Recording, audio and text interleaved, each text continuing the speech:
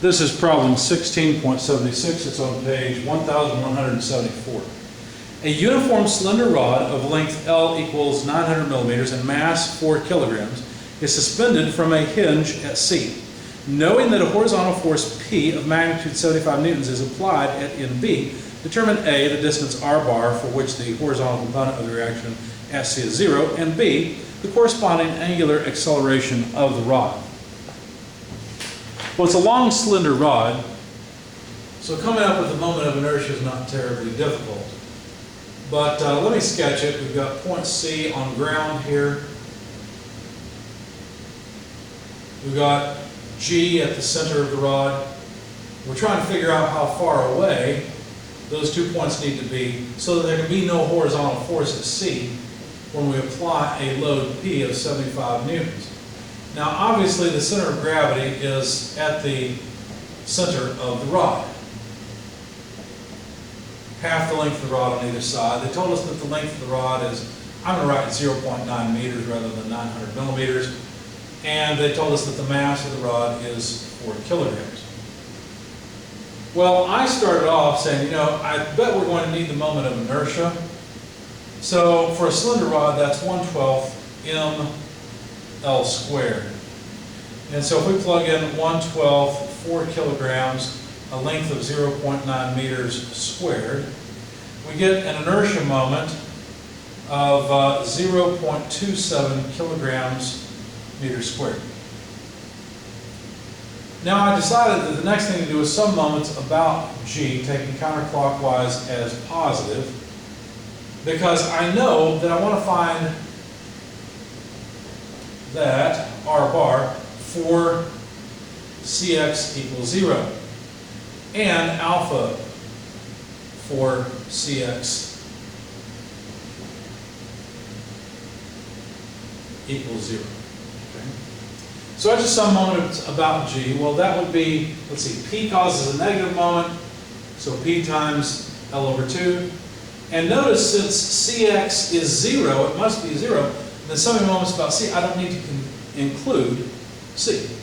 So this must simply be I alpha. So I thought coming up with alpha initially was a lot easier than coming up with R bar. So that's what I did first. We rearrange this. Alpha is simply negative PL over 2I. And so alpha, the angular acceleration of the rod, would have to be negative 75 newtons times 0.9 meters over 2.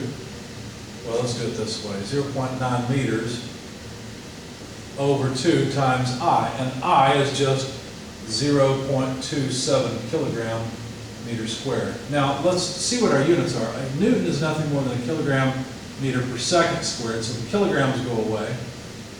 We have meters squared in the numerator and in the denominator. They cancel, therefore these are radians per second squared. As we have a negative sign, it comes out to negative 62.5 radians per second squared.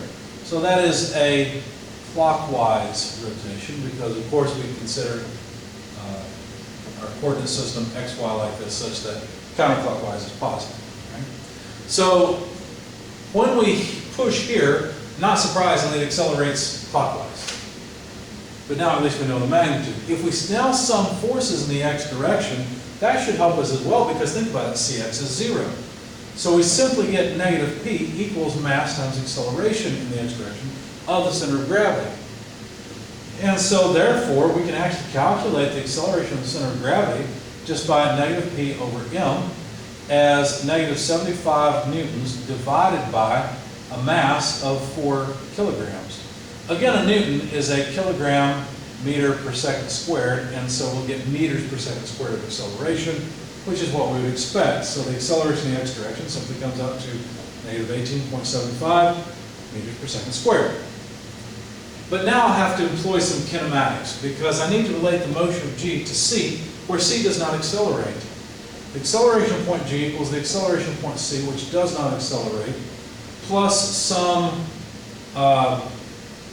tangential acceleration and some normal relative acceleration. Both of those are relative accelerations. Okay?